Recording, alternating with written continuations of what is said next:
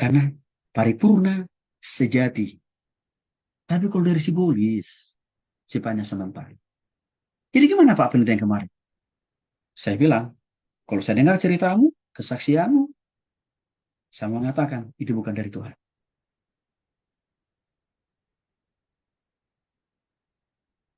Lalu bagaimana cara praktis kita melakukan pelayanan kesembuhan? Ya, satu Bapak Ibu, tenangkan orang yang sakit itu dengan cara bagaimana? Bimbing dia supaya sungguh-sungguh bertobat dan percaya kepada Yesus sebagai Tuhan dan Juru Selamat. Itu. Jangan langsung di PHP-in dulu dengan apa? Kesembuhan, mujizat. Jangan itu dulu. Bawa hati dan pikirannya sungguh-sungguh bertobat kepada Tuhan. Yang kedua kita harus jelaskan. Proses cara Tuhan menyembuhkan itu macam-macam. Ada yang supranatural, detik itu juga, saat itu juga. Tapi bisa juga baru esok, lusa, bahkan tahun depan. Artinya penyembuhan dari Tuhan pun kadang-kadang juga memerlukan waktu. Minta tuntun dia untuk setia, percaya total, hidup di dalam Kristus. Ini kadang-kadang kita nggak jelasin. Sehingga jemaat kita PHP-in hanya dengan model model satu mujizat. Supernatural, supernatural. Sehingga waktu jemaat tidak mengalami apa yang terjadi? Marah sama Tuhan, minggu besoknya dia pindah gereja. Karena salah kita juga, karena kita nggak jelasin. Yang kedua, dorong orang sakit itu untuk tekun dalam beriman kepada Tuhan. Supaya dia tekun baca firman Tuhan, merenungkan dan lakukan firman Tuhan. Supaya tekun dia dalam beriman kepada Tuhan. Itu harus kita dorong. Jangan hanya dorong dia tekun untuk memburu mujizat. Salah. Kalau dia tekun. Dari semua ayat yang sudah saya jelaskan tadi. Mujizat itu nyata. Kesembuhan pasti datang. Tiga. Dorong orang sakit itu juga menemui dokter. Artinya apa?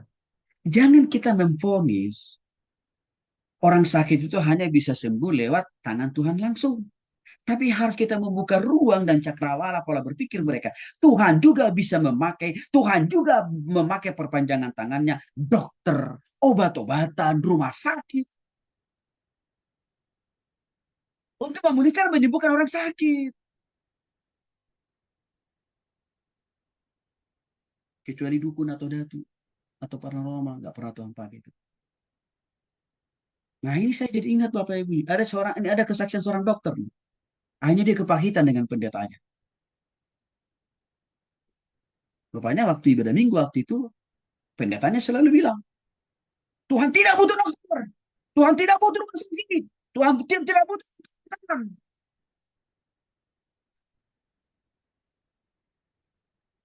Sakit hati nih dokter ini.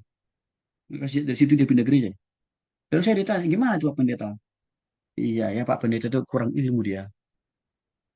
Kurang baca Alkitab. Banyak. Dokter juga bisa dipakai Tuhan.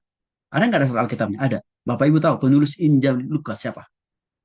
Penulis Injil Lukas itu dokter loh. Namanya Theophilus. Tabib bahasa Alkitab. Itu dokter. Membuktikan apa? Tuhan tidak anti dengan profesi dokter.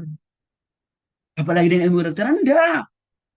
Tuhan bisa-bisa memakai para dokter menjadi perpanjangan tangan Tuhan menyembuhkan banyak orang. Maka tolong bagi kita hamba Tuhan ya. Jangan kita mengerdilkan pemahaman jemaat. Bukan seluas-luasnya gitu loh Bapak. Nah, waktu saya clearkan itu kepada dokter ini, maka dia pulang. Makasih Pak Pendeta. Terima kasih Pak. Saya jadi paham. Profesi saya ini juga rupanya diberkati Tuhan, dipakai Tuhan juga saya rupanya untuk menjadi perpanjangan tangan. Yes! Maka hidup harus benar dalam Tuhan ya. Nah ini kadang-kadang nih, ada oknum pendeta yang kurang ilmu, kurang wawasan. Hanya apa? Menjadi masalah. Maka untuk itu Bapak Ibu, sejauh apa yang saya tahu, sejauh apa yang saya baca, saya bagi semuanya kepada Bapak Ibu. Supaya Bapak Ibu juga bisa menolong dia.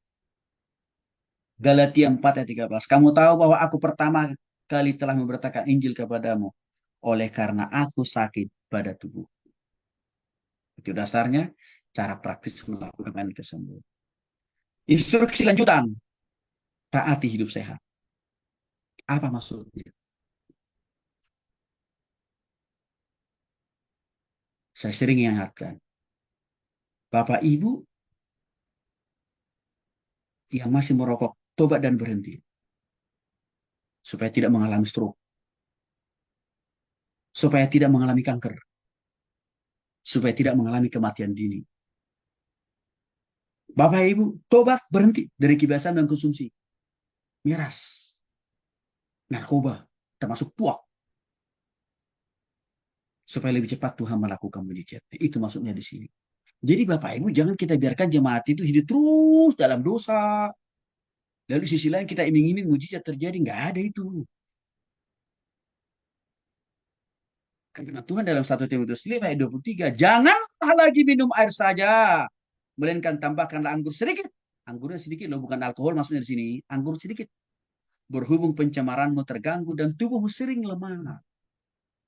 Di sini aja Timotius mengingatkan.